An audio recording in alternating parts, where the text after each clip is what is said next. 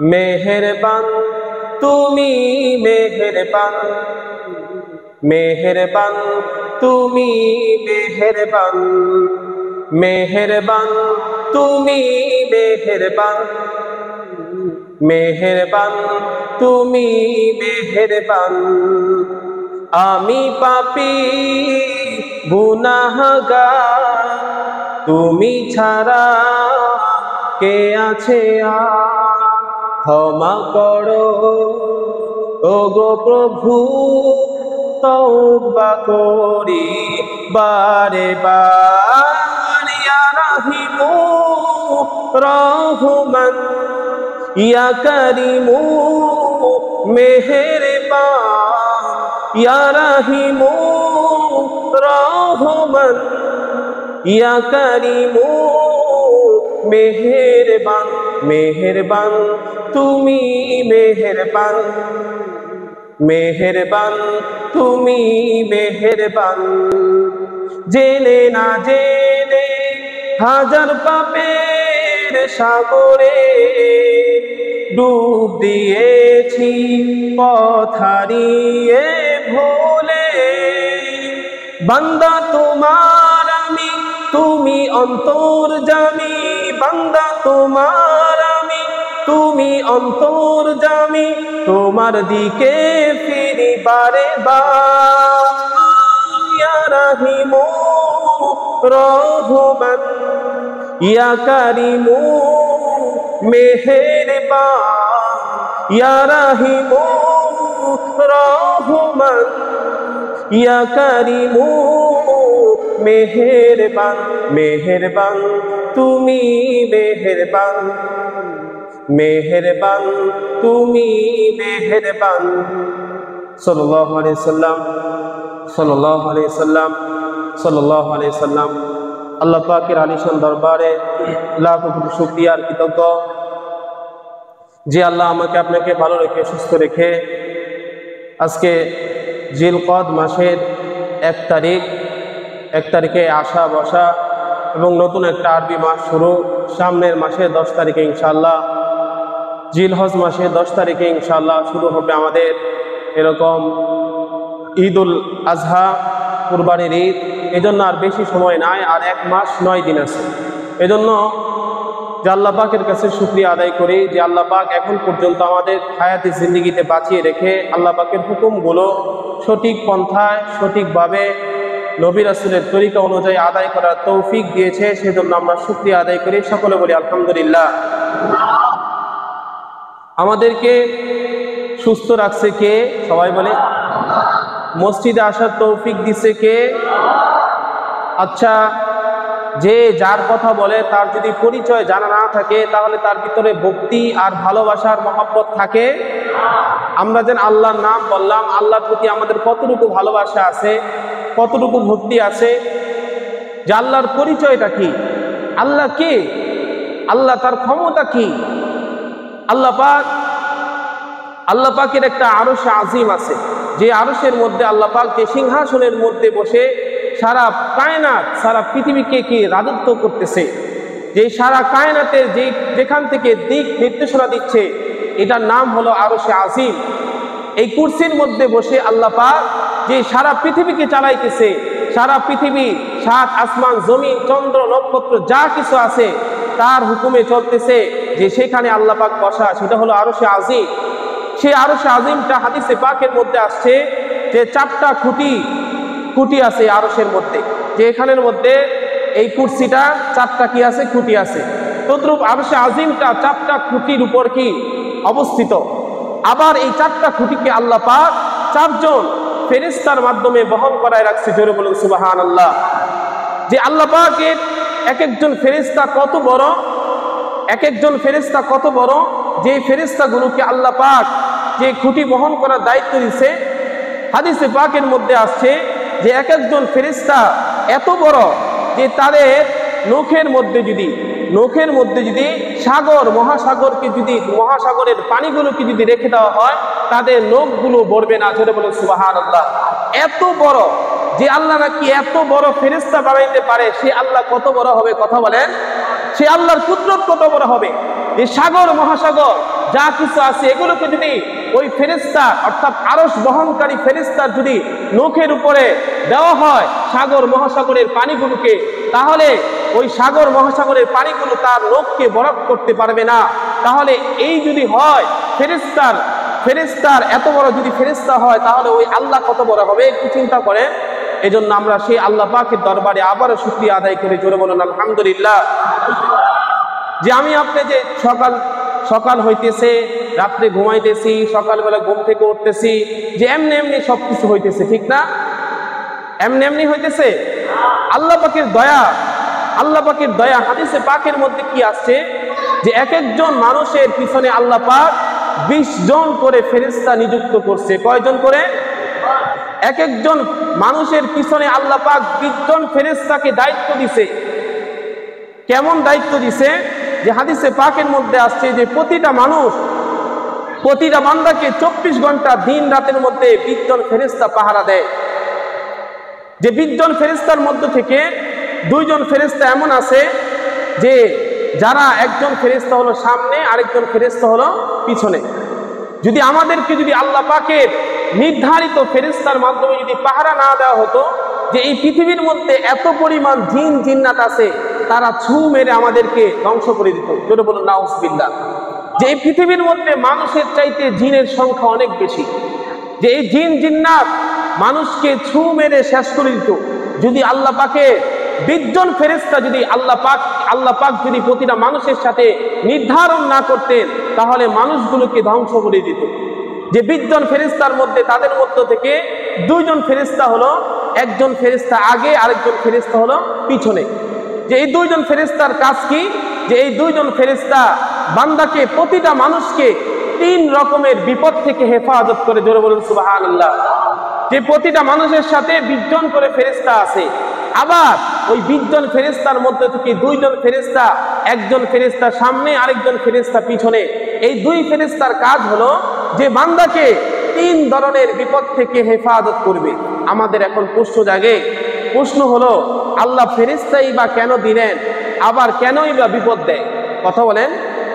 আল্লাহ ফেরেশতাই আমাদের দিলেন রক্ষা করার জন্য, হেফাজতের জন্য, আমাদের নিরাপত্তার জন্য। তা আবার আল্লাহ পাক কেন আমাদেরকে বিপদের মধ্যে ফেলায়?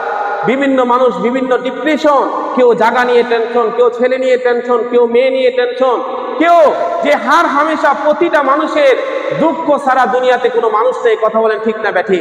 প্রতিটা মানুষের অন্তরের মধ্যে দুঃখ আছে, বিপদ আসে, দুর্দশা আছে। এটা কেন আসে? আল্লাহ পাক তো প্রতিটা মানুষের সাথে 20 জন করে ফেরেশতা দিছে। আবার ওই 20 জন ফেরেশতার মধ্য থেকে 2 জন ফেরেশতা মানুষের, একজন সামনে, একজন পিছনে। আবার এই ফেরেশতাগুলো মানুষকে 3 ধরনের বিপদ থেকে হেফাজত করে। এখন প্রশ্ন জাগে আল্লাহ কেনই বা ফেরেশতা দিল, আবার কেনই বা এরকম বিপদের মধ্যে ফেলায়? আপনাদের প্রশ্ন জাগে না? কথা বলেন। এই প্রশ্নের উত্তর কি? মুফাসসিরিনে কেরাম বলেন যে এই প্রশ্নের উত্তর হলো যে আগে শুনেন যে আল্লাহ পাক মানুষকে কি 3টা বিপদ দেয়। একটা হলো মানুষের ক্ষতি, একটা হলো কি মানুষের ক্ষতি, আরেকটা হলো জিন্নাতের ক্ষতি, আরেকটা হলো আযাবের ফেরেশতার ক্ষতি। এই 3 ধরনের ক্ষতি থেকে 2 জন ফেরেশতা মানুষকে কি করে? হেফাজত করে। মুহতারাম হাজিরিন, কথা লম্বা চূড়া আমার বিষয় এটা না, এটা ভূমিকা স্বরূপ কথা বলতেছি যে আল্লাহ পাক কত বড়, আল্লাহ পাক আমাদের উপর কত বড় দয়াবান। যে হাদিসে পাকের মধ্যে আসছে যে 3 ধরনের 20 জন ফেরেশতা মানুষকে 3 ধরনের বিপদ থেকে হেফাজত করে। তার মধ্য থেকে 2 জন ফেরেশতা যে 3 ধরনের বিপদ থেকে হেফাজত করে। যে এগুলোর দেওয়ার কারণ কি? আল্লাহ পাক পবিত্র কুরআনুল কারীমের মধ্যে বলেন বিআমরিল্লাহ। আল্লাহ পাক কেনই হেফাজতের জন্য ফেরেশতা দিল, আবার কেনই বা বিপদ দেয়? এই উত্তর কি ভাই? বিআমরিল্লাহ, অর্থাৎ আল্লাহ পাক বান্দাকে শিক্ষা গ্রহণের জন্য, বান্দা যেন এই বিপদ থেকে শিক্ষা হাসিল করতে পারে, আল্লাহ পাককে যেন চিনতে পারে, এই জন্য আল্লাহ পাক যে এই বিপদ দিয়ে থাকে মাঝে মাঝে। কথা বলেন ঠিক না ব্যাঠি? কিন্তু আফসোস আর পরিতাপের বিষয় হলো আমরা অনেক সময় বিপদে পড়লে আল্লাহ ভুলে যায়, নবী ভুলে যায়। এরকম হক্কানি উলামায়ে কেরামের কাছে ওলামা ইকরামের কাছে যেতে ভুলে যায় যে এত কিছু করে কি করবো, এত নামাজ পড়তেছে, আমার তো বিপদই কাটে না। আরে ভাই, এই বিপদ দেওয়ার কারণ হলো যে আল্লাহ পাককে যতটুকু চিনার দরকার ছিল ততটুকু চিনতে পারেন নাই। পরিপূর্ণভাবে যেন আল্লাহ পাককে চিনতে পারেন, আল্লাহ পাকের কাছে যেন যাইতে পারেন, এই জন্য এই বিপদ দেওয়া। কথা বলেন ঠিক না ব্যাঠি? আল্লাহ পাক পবিত্র কুরআনুল কারীমের মধ্যে বলেন, বিআমরিল্লাহ, বান্দা তোমাদেরকে আমি মাঝে মাঝে বিপদ দেই, তার কারণ হলো যে তোমাদেরকে আমি আল্লাহ যে বিপদ থেকে শিক্ষা গ্রহণের জন্য আমি তোমাদেরকে বিপদ দিয়ে থাকি। জোরে বলুন সুবহানাল্লাহ। মুহতারাম হাজিরিন, এই হাদিসটার যে বাকি আলোচনা আছে ইনশাআল্লাহ সামনের সপ্তাহে বলার চেষ্টা করব। আল্লাহ পাক তৌফিক দান করে। জোরে বলুন আমিন। আমার যে আলোচনা ছিল সেটি হলো যে চারটি গুণাবলী থাকলে সে নেককার স্ত্রী হতে পারবে। কয়টা গুণাবলী? চারটা গুণাবলী। গত সপ্তাহের আলোচনা ছিল যে আমরা যে বিবাহ করলাম যে আমাদের স্ত্রী নেককার কিনা তা তো আমরা জানি না, কিন্তু আল্লাহ রাসূল সাল্লাল্লাহু আলাইহি সাল্লাম আমরা কষ্টি পাথর দিয়ে কি করি, স্বর্ণ কি নকল নাকি আসল এটা নির্ণয় করি, ঠিক না? এরকম দুনিয়ার মধ্যে আমাদের বিপর্যয় আসবে। এই বিপদ আর বিপর্যয় থেকে আমরা যদি বাঁচতে চাই তাহলে আমাদের জন্য কষ্টি পাথর হলো যে রাসূল সাল্লাল্লাহু আলাইহি সাল্লামের হাদিস। জোরে বলুন সুবহানাল্লাহ। রাসূলের হাদিসকে ফলো করতে হবে যে আমার বিবাহের বয়স আজকে 12 বছর, আজকে আমার বিবাহ করছি 6 বছর, আজকে 20 বছর, কিন্তু এখনো পর্যন্ত জানতে পারি নাই আমার স্ত্রীটা আদর্শবান নেককার স্ত্রী পাইলাম কি পাইলাম না। কথা বলেন ঠিক না ব্যাঠি? আমরা এখনো অনেকে জানি না যে আমার স্ত্রী কি নেককার কিনা। এই নেককার কিনা এটা জানার জন্য আমার চারটা বিষয় জানতে হবে। আল্লাহ নবী তিরমিজি শরীফের হাদিস, আল্লাহ নবী বলেন যে চারটা বিষয় যেই নারীর ভিতরে থাকবে ওই নারী হলো নেককার, পরেজগার, আদর্শবান। জোরে বলুন সুবহানাল্লাহ। তার মধ্য থেকে একটি হলো যেই নারীর দিকে তাকালে তার স্বামী সন্তুষ্ট হয়, যেই নারীর দিকে তাকালে তার স্বামী আনন্দ বোধ করে। আবার ওই নারী যদি তার স্বামীকে আনন্দ দেওয়ার জন্য একটু হাসে আর হাসির ছলে যদি তার দাঁতগুলো বের হয়, খোদার কসম হাদিসে পাকের মধ্যে আসছে যতটা দাঁত বের হবে ততটা নফল হজের সওয়াব পাবে। জোরে বলুন সুবহানাল্লাহ। সুবহানাল্লাহ অনেকে বলেন হাদিস মিথ্যা, সবাই বলেন জোরে বলুন সুবহানাল্লাহ। কথাটা কি আগে অতীতে কখনো শুনছেন? গত জুমায় বলেছিলাম যে একজন স্ত্রী তার স্বামীকে খুশি করার জন্য, তার স্বামীকে আনন্দ দেওয়ার জন্য শুধু স্বামীর সামনে শুধু দাঁত বের করে হাসছে। আর আমাদের দাঁত কয়টা? 32টা, ঠিক না? অনেকের তার চাইতে কম। এই দাঁতগুলো যদি স্বামীর সামনে হাসির ছলে যদি বের হয়ে যায়, প্রতিটা দাঁতের বদৌলতে আল্লাহ নবী বলেন যে একটি করে নফল হজের সওয়াব পাবে। জোরে বলুন সুবহানাল্লাহ। তাহলে বুঝতে পারবা যে তোমার স্ত্রীটা নেককার। জোরে বলুন সুবহানাল্লাহ। মুহতারাম হাজিরিন, আমাদের বাংলাদেশের মধ্যে পরকীয়া, প্রেম ভালোবাসা এগুলো বেড়ে যাওয়ার কারণ কি? গত সপ্তাহে কিঞ্চিত পরিমাণ আমি আলোচনা করেছিলাম যে বাংলাদেশের মধ্যে পরকীয়া আর ভালোবাসার নামে প্রতারণা এগুলো বেড়ে যাওয়ার কারণ হলো যে বাংলার মহিলাগুলো, বাংলার মা বোনেরা আজকে হিন্দি সিরিয়ালগুলো ফলো করতেছে। কথা বলেন ঠিক না ব্যাঠি? হিন্দি সিরিয়ালগুলো ফলো করার কারণে আজকে সংসারের মধ্যে স্বামীকে স্বামী বলে পরিচয় দিতে চায় না।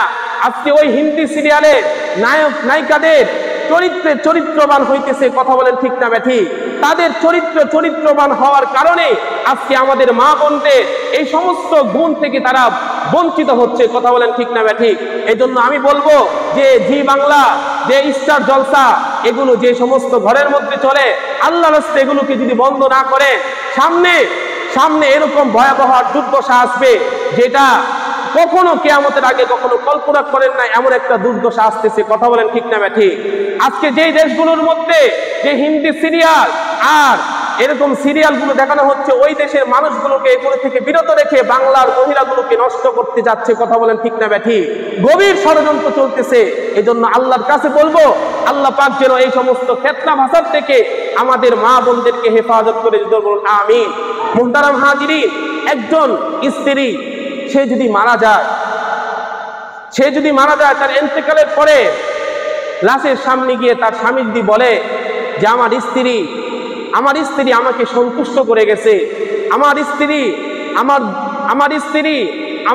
স্ত্রীর উপর আমি সন্তুষ্ট, আমি খুশি, আল্লাহ নবীর হাদিস তিরমিজি শরীফের মধ্যে বলেন যে ওই মহিলার যদি নফল আর সুন্নত এগুলো বাদে সে যদি ফরজ আর ওয়াজিবগুলো যদি কি করে পালন করে, আল্লাহ পাক এই স্বামীর এই খুশি থাকার কারণে ওই মহিলা জান্নাতি বলে পরিচিত হবে। জোরে বলেন সুবহানাল্লাহ।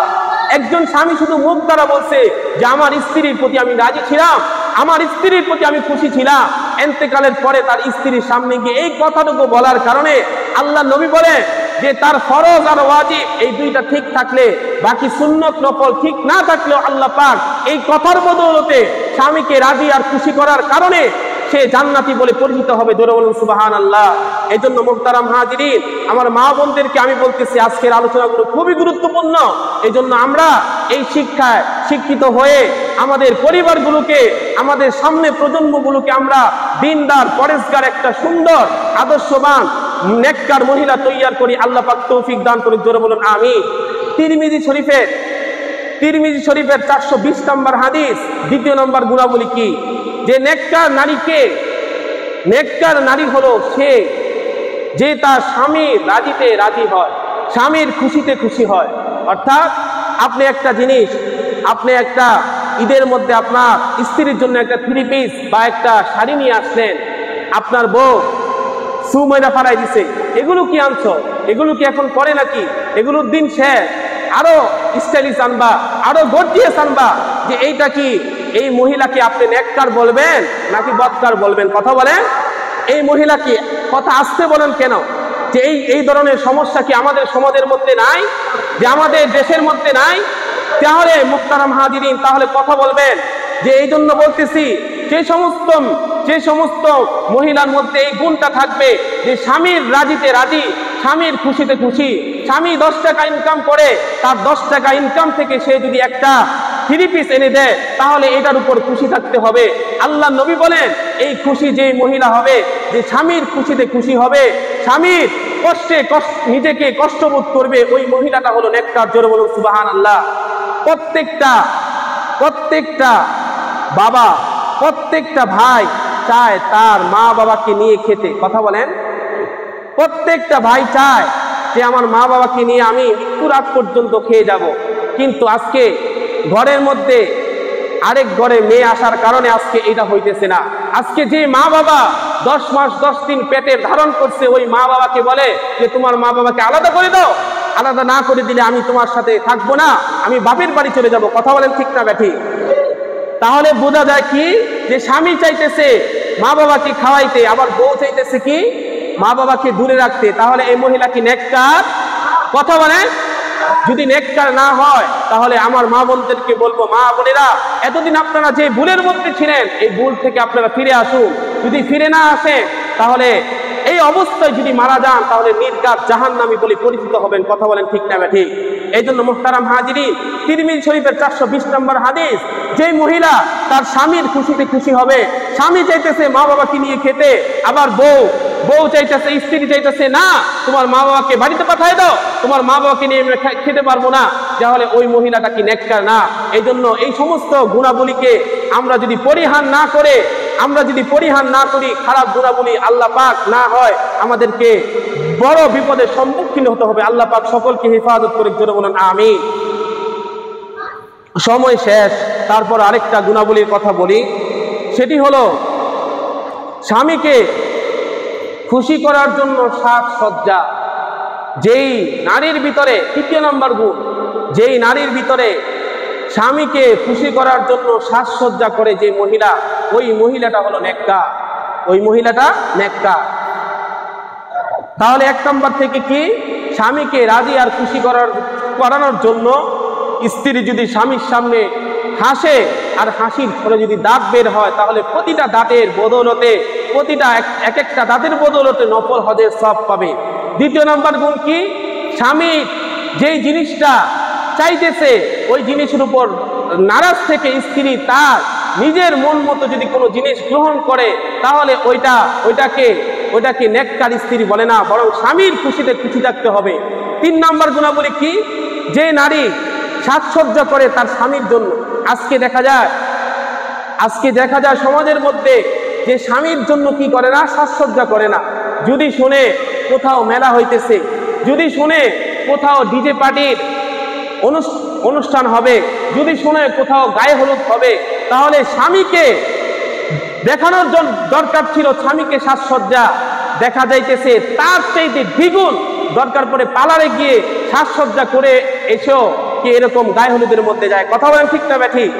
আমি ওইটার কথা বলতেছি না, গায়ে হলুদের কথা বলতেছি না, এক্সাম্পল স্বরূপ বলতেছি যে স্বামীকে খুশি করানোর জন্যই সাজসজ্জা করতে হবে।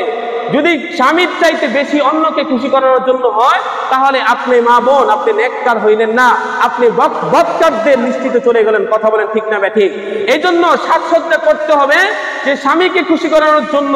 আজকে দেখা যাইতেছে যে এরকম ভাবে মেলা, বিভিন্ন ধরনের প্রোগ্রামের মধ্যে যাইতেছি যে স্বামীকে খুশি করানোর জন্য একদিনে পালানো যায় না, স্বামীর খুশির জন্য একদিনও পালানো যায় না। যদি কোথাও গায়ে হলুদের অনুষ্ঠান, কোথাও মেলা হয় বা কোথাও কোনো অনুষ্ঠান হয়, সেখানে এরকম পার্লারের মধ্যে সে কি যায়, পার্লারের মধ্যে যায়। কথা বলেন ঠিক না ব্যাঠিক? তাহলে এটা কি স্বামীকে দেখানোর জন্য করছে নাকি পর পুরুষকে দেখানোর জন্য? বলেন, পর পুরুষকে দেখানোর জন্য। তাহলে এই স্ত্রীরও কি হইল না, নেককার বলে গণ্য হলো না। এই জন্য আসুন আমাদের মা বোনেরা, আমরা নেককার হিসেবে যদি হইতে চাই, তাহলে আমাদের ভিতরে 3টা গুণ থাকতে হবে। তা আল্লাহ পাক আমাদের সকল মা বোনদেরকে আজকের আলোচনাগুলো বুঝে আমল করার তৌফিক দান করুক। জোরে বলুন আমিন। যারা সুন্নত পড়ি নাই, কবলার জুমা 4 রাকাত সুন্নত পড়ে নেই।